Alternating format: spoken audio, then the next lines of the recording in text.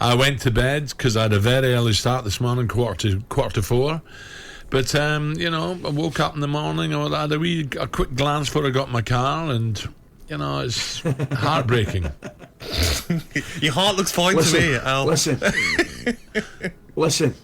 I'm going to have to tell you, the first thing that the boys said to me when I came on this morning was, remember, every sign that you make to Big Al this morning will be picked up on the new talkSPORT Edge app.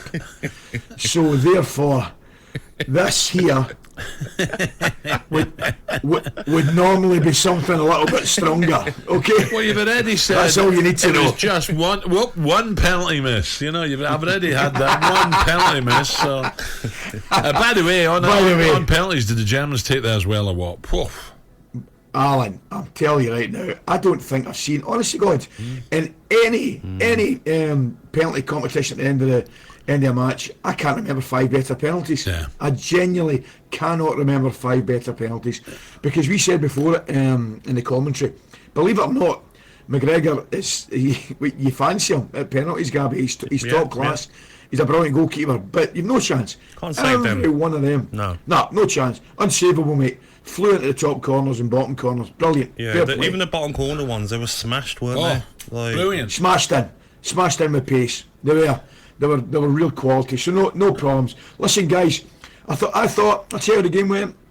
I thought they started better than us. Yeah, I'd agree. And then, to be honest, I felt we finished better than them. I thought as extra time went on, I thought we were stronger. And obviously with the big chance, right, with a couple of minutes ago, that was the one. No, that was the one. Yeah. Where Roof came on, went down, cut it across, and Kent, if anything, meets it too well. Goalkeeper makes a great save. That was a chance, mate. Yeah, I agree. It's going to be a great shame as well when you lose old Shirley next season. Old Shirley Bassey, you know, he'll be gone. Don't worry about that. By the way, what about Shirley last night? What about that performance? He was absolutely frightening. He's walking in anywhere, isn't he? On that performance, and Ali, he's walking in any team anywhere. He played like a player who really, really wanted to win that trophy. The way he was tracking back, you know, some people make their mistakes, like the slip, and they're like, someone will cover me, goal, someone will get across. He sprinted back, slide tackled. Honestly, he was unbelievable. Ali, there's a little delay in the line, Ali, so I'm sorry. Ali, were you a wee bit surprised? I was. No Aaron Ramsey starting, because I think he's a big game player, Ali. I was, Alan. I've got to be honest with you. The only thing is, we don't know the real fitness situation. So you don't know how fit these guys are. But he played at the weekend. And Roof was the other one. I was probably more surprised there was no Kemar Roof, Al, because he's done reasonably well in that position, Joe Aribo. However, if you're playing a centre forward, knows the position, plays the position, that was the one that probably surprised me more. I mean, listen, hindsight's the most wonderful thing, but I thought he would have gone with the three in front of Aribo, Ramsey and Kent with Roof, the out and out number 9. But as I say, you don't know what's going on in the training camp in terms of levels of fitness. That's the only thing. But if both of them are fully fit, you've got to play Roof and Ramsey, Ali, if they're both fit. Ali, I'm not a centre half and I'm not a coach, but looking at Frankfurt's goal, surely Goldson has to just clear the ball. He's left it for his mate Bassey, and Bassey's been defending all game. Like, you have to come to the near post, don't you, and clear that, surely. Yeah. Do you know what I thought, Gab? I've got to be honest, I thought Goldson played well as well, but at that particular instance, I thought his starting position was half a yard or even a yard too high. Yeah. Because he wasn't marking anybody, when the ball comes in from the left-hand side, I think his starting position should be half a yard deeper. And that way, there's no chance of the ball getting between him and the goalkeeper, McGregor. I mean, when I saw it initially, mate, I thought Scott Wright should have done better in terms of blocking the cross. Absolutely. However, but the only thing I would say, Al, is if you watch it closely, I think it goes through Scott Wright's legs. So he's a little bit unlucky. But He's actually you're going to get crosses in, aren't you? I know you don't want to stop the cross, but sometimes crosses are going to get in. Golson's got to clear that at the near post, and leaving it and thinking your mate, because Bassey's thinking, Golson will clear that.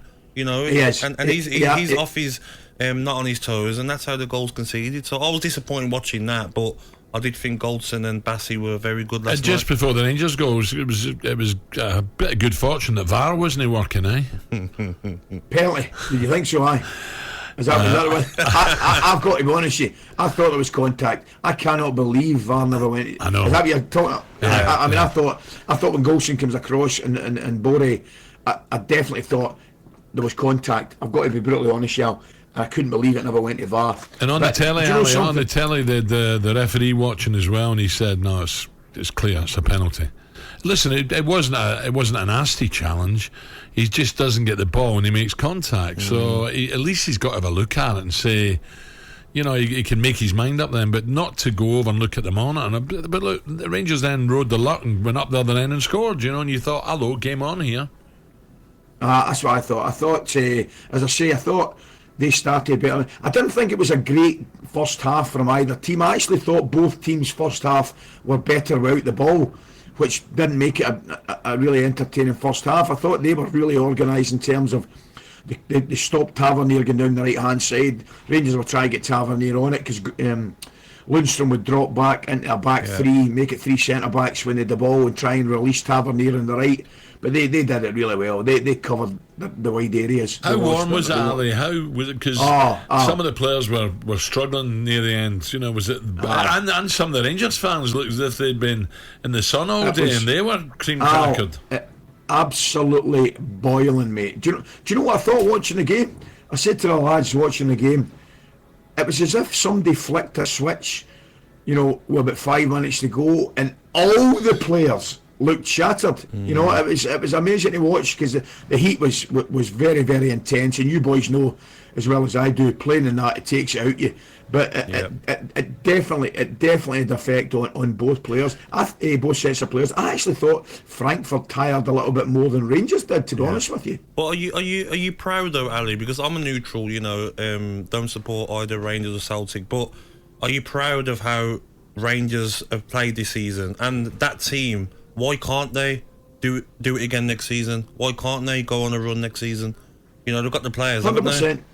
Gab, absolutely. Listen, come on, you need to come out, Gab. I know you're a Rangers man. Just tell Brazil. He just said to me, I can't believe what he said that. He just said to me, when's the first Old Firm game at Parkhead? I can't believe you, Gab. I think you make out you're a bit Dolly Dimple, but you're not. No, I'm going to be honest, Gab. My overriding feeling is pride. Listen, of course I'm disappointed. That goes without saying. Particularly get beaten a penalty shootout. That's hard to take for anyone. But ridiculous, absolutely ridiculous. Some of the nights that they've given us at Ibrox, and you think about it, beating Leipzig, beating Dortmund. You're talking about a team that was worth £13 million, beating a Leipzig team that was worth £250 million. So you're right. I think, and it was good to hear Giovanni Van Bronckhorst saying next year we need to move on. There will be changes in personnel, no doubt about that. Conor Golson's contract up. I'm not sure whether he's going to sign it. The goalie McGregor's another one. Steve Davis another one. So I would think there would be changes in personnel, but they've got to get away. But there's a cup final on Sunday, Gab. You know, what happens if the Jambos beat you? Whoa! What a bad couple of weeks. No, I'm just saying what if Rangers reserves beat you? You know, that's a bad 2-3 weeks, Alistair. Well, that's what you've got to do. It's funny because we're talking about it last night, the physical side of it. I think Rangers will handle fine because if you remember the extra time against Braga, Ibrox a couple of weeks prior to it, and then they had extra time against who was it again? Celtic, I think it was. When we knocked Celtic out of the cup. I know fine well who it was, by the way. And then we knocked Celtic out of the cup after extra time. So in terms of levels of fitness, I think they'll be all right. However, Gab, I think the mental fatigue of having to go over what's happened last night might be a little bit of a struggle for the Rangers players on Saturday. But it's a cup final, guys. Come on. Yeah, and you'll be there. talkSPORT Breakfast with Alan Brazil. Thursday and Friday morning, 6 till 10. On AM, on DAB, via the talkSPORT app and on your smart speaker. talkSPORT.